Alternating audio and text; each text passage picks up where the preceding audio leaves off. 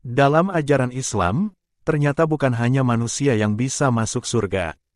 Ada 10 hewan yang bahkan telah dijamin mendapatkan kenikmatan surga oleh Allah Subhanahu wa Ta'ala. Hewan-hewan ini sangat spesial karena hanya merekalah makhluk hidup selain manusia yang bisa mendapatkan kenikmatan tiada taraf. Ingin tahu hewan apa saja yang dimaksud? Yuk, simak kisah mereka berikut ini. Yang pertama, ada anak sapi yang dihidangkan oleh Nabi Ibrahim. Nabi Ibrahim merupakan utusan Allah yang sulit mendapatkan keturunan. Berbagai cara dan ikhtiar telah dilakukan, namun Allah Subhanahu wa Ta'ala belum mengabulkan keinginannya dan sang istri, Siti Sarah. Sampai akhirnya suatu hari, mereka kedatangan 3 orang tamu tak dikenal yang merupakan musafir atau pengembara. Walaupun orang asing, Nabi Ibrahim tetap memuliakan mereka dengan menghidangkan daging anak sapi panggang. Sampai akhirnya suatu hari, mereka kedatangan 3 orang tamu tak dikenal yang merupakan musafir atau pengembara. Walaupun orang asing, Nabi Ibrahim tetap memuliakan mereka dengan menghidangkan daging anak sapi panggang. Anak sapi yang telah disembelih dan dihidangkan kepada para malaikat itu pun mendapatkan ganjaran surga. Melaluinya, Nabi Ibrahim membuktikan bahwa dirinya merupakan orang yang tabah dan memuliakan tamunya. Kemudian yang kedua, ada ikan yang menelan Nabi Yunus. Dalam kisahnya, Nabi Yunus diutus untuk menyebarkan ajaran Allah Subhanahu wa Ta'ala kepada sekelompok orang yang disebut sebagai kaum Ninawa. Karena Nabi Yunus merupakan pendatang, kaum tersebut tidak mempercayainya. Nabi yang putus asa pun pergi dan mengembara hingga ikut naik ke kapal yang penuh muatan. Karena terjadi badai di tengah laut, mereka yang ada di dalam kapal berusaha membuang muatannya satu persatu, termasuk orang yang menaikinya. Saat diundi, nama Nabi Yunus keluar dan ia pun melompat ke dalam laut. Ia kemudian ditelan oleh seekor ikan besar dan bertahan di dalamnya selama 40 hari. Nabi Yunus terus berdoa dan memohon ampunan selama berada di perut ikan tersebut. Ia merasa bersalah karena meninggalkan kaumnya begitu saja. Setelah Nabi Yunus berhasil keluar, beliau kembali ke kaumnya. Nabi terkejut saat melihat orang-orang Ninawa telah beriman kepada Allah. Ternyata setelah sang Nabi pergi, terjadi badai besar. Kaum Ninawa pun sadar bahwa apa yang dikatakan Nabi Yunus tentang kuasa Allah itu benar. Dari situlah mereka bertobat. Ikan besar dalam kisah ini ternyata merupakan perantara yang diutus Allah Subhanahu wa Ta'ala. Ia berhasil menyelamatkan sang Nabi dari badai di lautan dan mengembalikannya kepada kaum Ninawa. Itulah kenapa ia diberi jaminan surga. Kemudian yang ketiga, hewan berikut ini yang mendapatkan jaminan surga adalah seekor kambing. Kisah ini dimulai ketika Nabi Ibrahim mendapatkan perintah untuk menyembelih anaknya sendiri oleh Allah Subhanahu wa Ta'ala, yakni Nabi Ismail alaihi salam. Ini merupakan keputusan yang begitu berat untuk sang ayah mengingat ia berhasil mendapatkan buah hatinya dalam waktu lama dan usaha yang besar.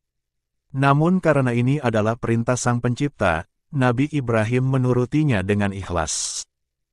Saat penyembelihan akan dilangsungkan, Allah Subhanahu wa Ta'ala mengganti Ismail dengan seekor kambing yang besar. Peristiwa inilah yang menjadi awal dari perayaan Idul Adha. Kambing yang disembelih oleh Nabi Ibrahim pun diberikan jaminan surga. Kemudian yang keempat, hewan ini ialah seekor unta betina yang dihidupkan oleh Nabi Saleh. Proses menyebarkan ajaran Allah Subhanahu wa Ta'ala tidak pernah mudah. Salah satu utusan yang menghadapi kesulitan adalah Nabi Saleh.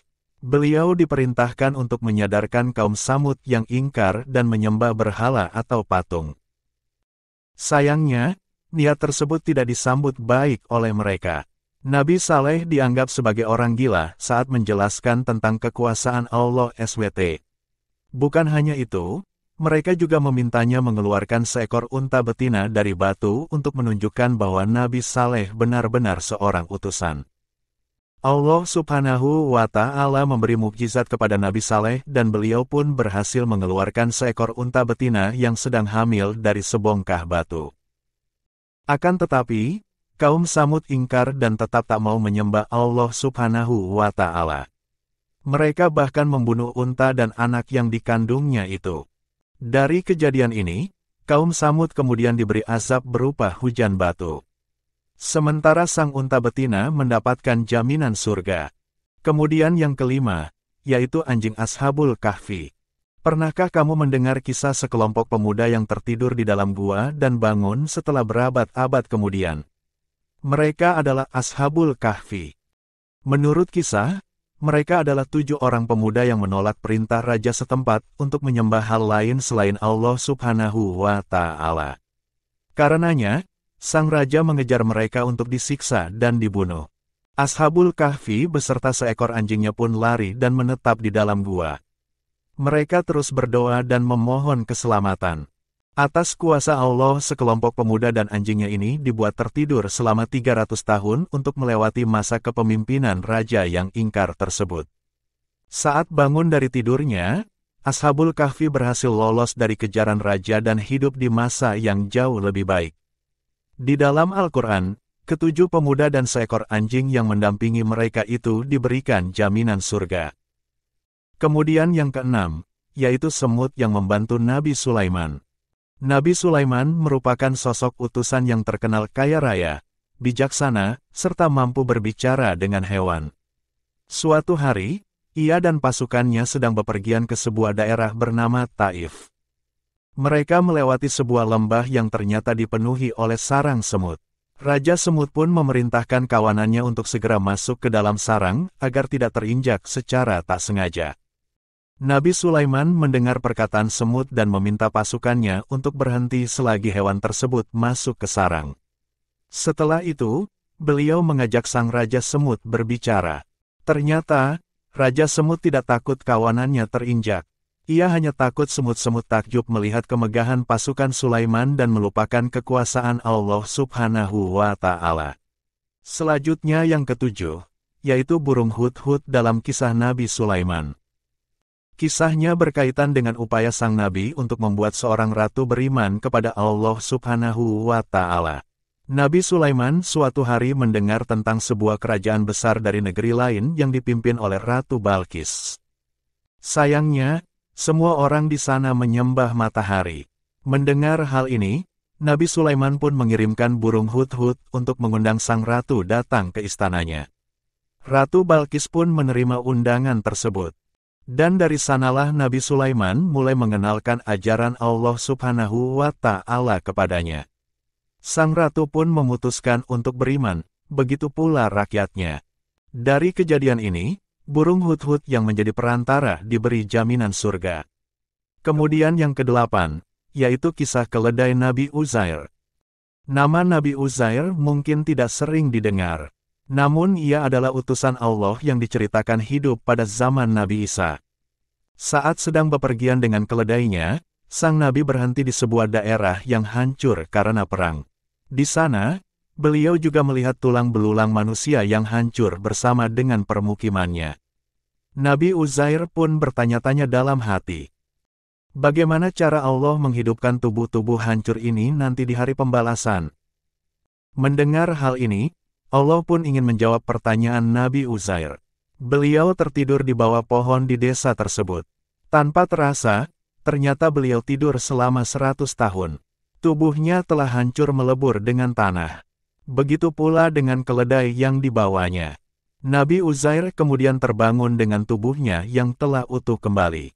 Di saat itulah, ia menyaksikan bagaimana kuasa Allah membangkitkan keledai miliknya dari tulang belulang hingga utuh dan hidup kembali. Kemudian yang kesembilan, sapi betina dalam kisah Nabi Musa. Kisah ini berawal pada zaman Bani Israel. Hiduplah seorang laki-laki kaya dan ternama yang tidak memiliki keturunan. Suatu hari, ia tiba-tiba dibunuh oleh orang tak dikenal. Masyarakat setempat pun terkejut dan ingin menemukan siapa pembunuhnya. Mereka pun datang kepada Nabi Musa untuk meminta petunjuk. Sang Nabi memohon bantuan Allah dan mendapatkan perintah untuk menyembelih sapi betina dengan ciri-ciri tertentu.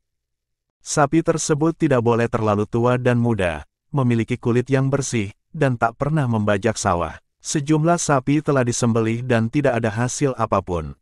Sampai akhirnya, ditemukanlah sapi dengan karakteristik yang sesuai. Ia dipelihara oleh anak yatim.